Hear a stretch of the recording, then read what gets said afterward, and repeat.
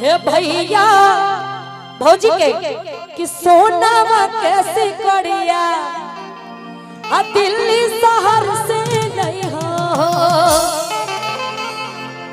सोना के सिकड़िया ला दिया तू ला दिया तब हम भाग खींच दे। अच्छा अच्छा कहे के बाप भोलेनाथ से मैया पार्वती तो सोने के कहते रहो हम हीरा के ला ना हीरा के ना चाहिए चोरी हो जाता। सुन ला हे भैया सोनावा कैसे करिया दिल्ली शहर से नहीं हो हे भैया सोनावा कैसे करिया दिल्ली शहर से नहीं हो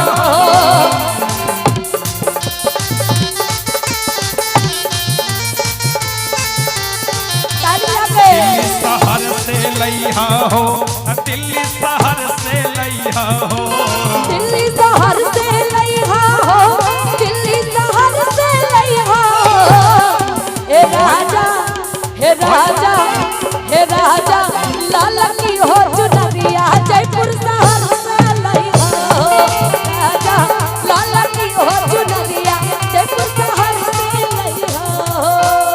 लेकिन हेलो हेलो म्यूजिक नहीं बजाना है।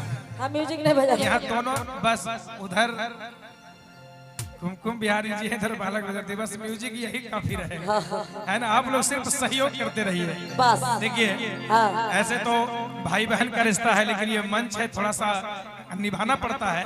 बिल्कुल हम कहना चाहेंगे अभी उधर से प्रश्न आया कि दिल्ली शहर से लिया हो तो हम कहो तो आप मान लीजिए कि दीदी उनके तरफ से करें तो हम इनके तरफ से भैया की तरफ से है ना तो हम भैया की तरफ से कह रहे हैं ए धनिया सोनामा कैसी करिया दिल्ली शहर से लई गई है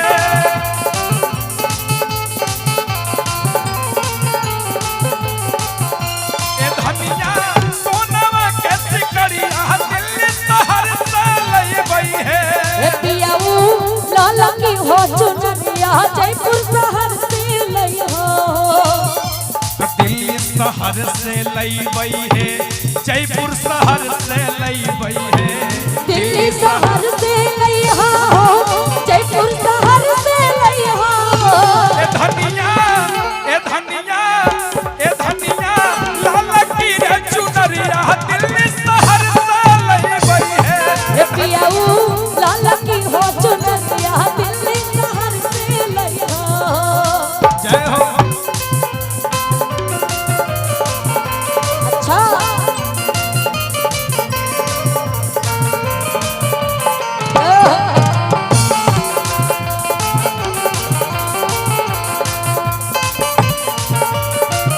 ताली हो जाए।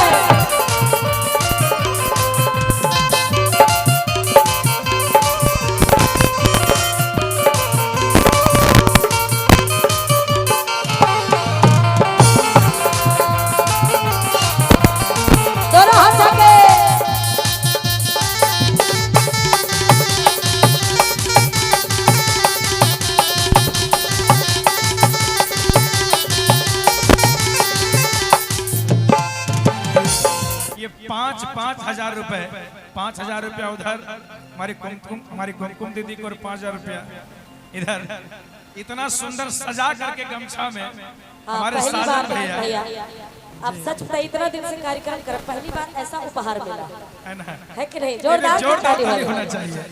देखिए उपहार चाहे 500 का है चाहे 5,000 का लेकिन उसको सजा कर देना ये बहुत बड़ी कला है कि नहीं। और ये दुधानी वासी ही कर सकते हैं। एक बार इनके लिए जोरदार की ताली हो जाए। मैया लक्ष्मी इनके घर पर ऐसे ही बरकत करते रहे ताकि सालों साल हर किसी में हर कलाकार को बुलाए और सबको ऐसे ही आशीर्वाद। बहुत बहुत धन्यवाद। हे भैया जय हो। हे भैया सोनामा कैसे करिया दिल्ली शहर से लई हो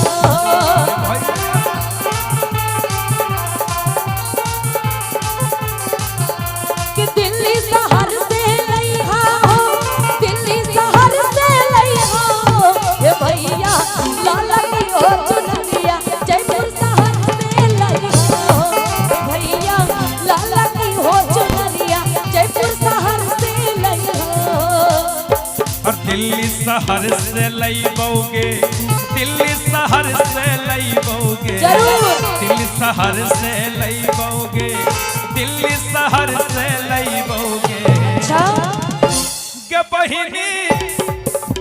बहिनी